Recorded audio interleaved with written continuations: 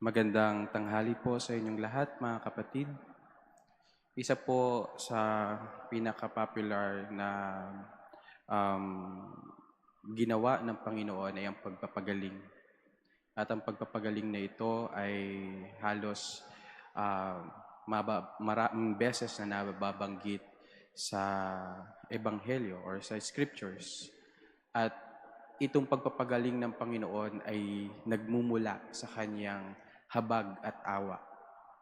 Na kung titingnan natin, hindi lang physical yung pinagagaling ng Panginoon, kundi yung buong pagkatao.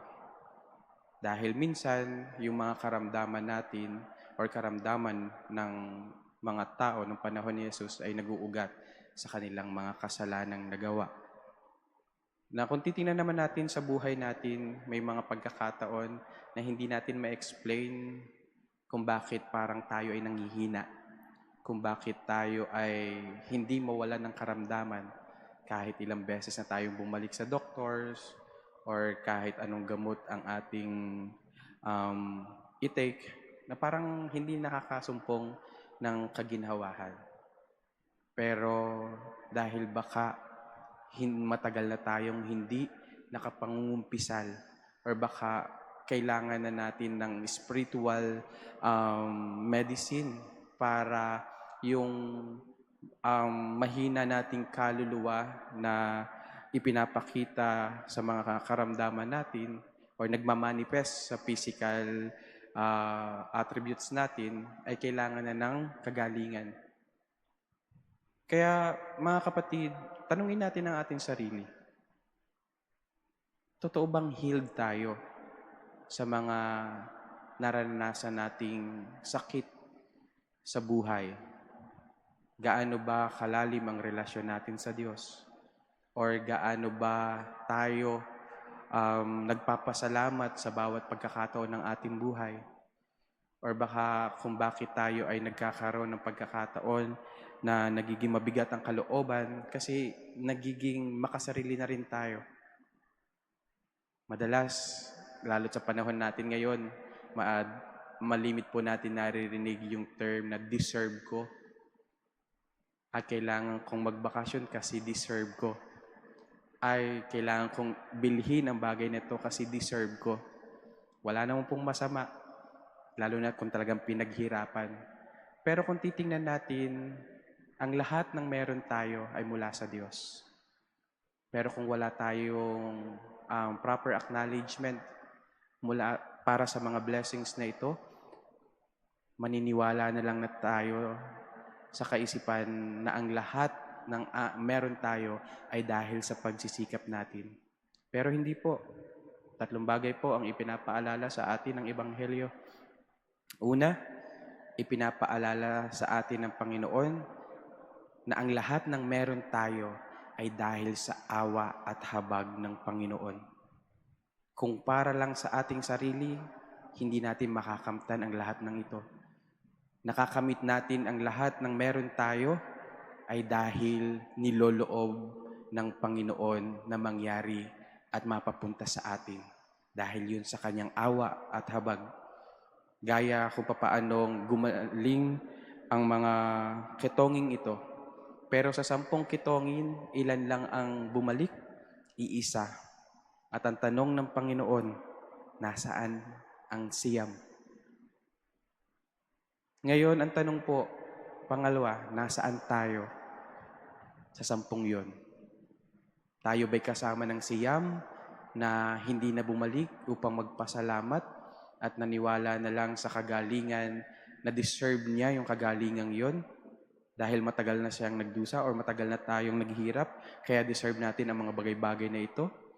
O kasama tayo ng isang Samaritana na nagbalik, na nikluhod at nagpasalamat?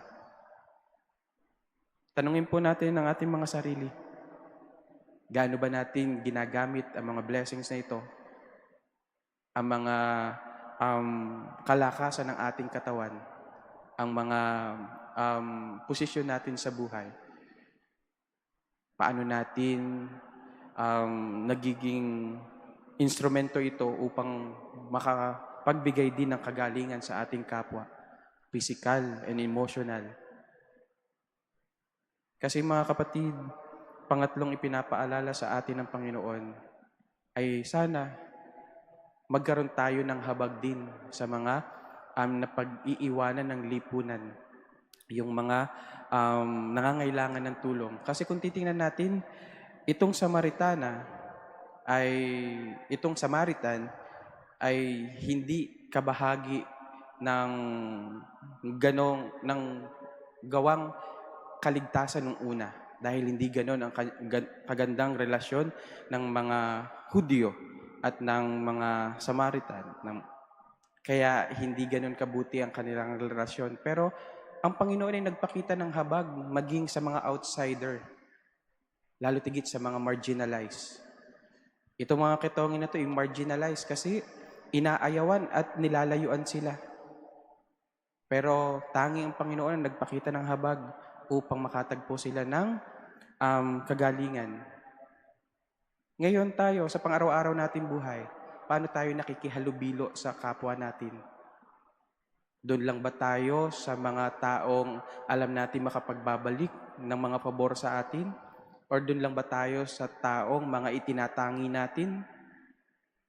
Pero dinidisregard na natin yung mga nangangailangan ng tulong, yung mga mahihirap, yung mga hindi kaaya-aya ang itsura or kaaya-aya ang estado sa buhay. Paano natin nagagamit ang mga biyayang ito na meron tayo upang makamtan nila din ang kagalingan na kinakailangan nila?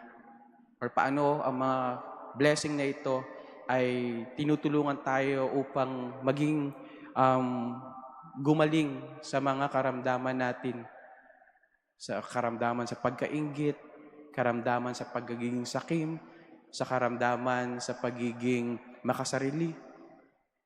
Or baka ang mga blessings na ito ay nagiging dahilan pa upang lalo tayo maging mapagmataas at lalong lamunin tayo ng ketong na uti-uting kumakain ng ating pagkatao.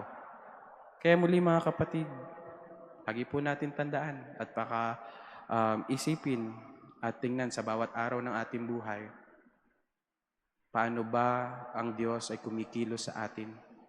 At paano ba tayo nagpapasalamat para sa mga biyayang ito?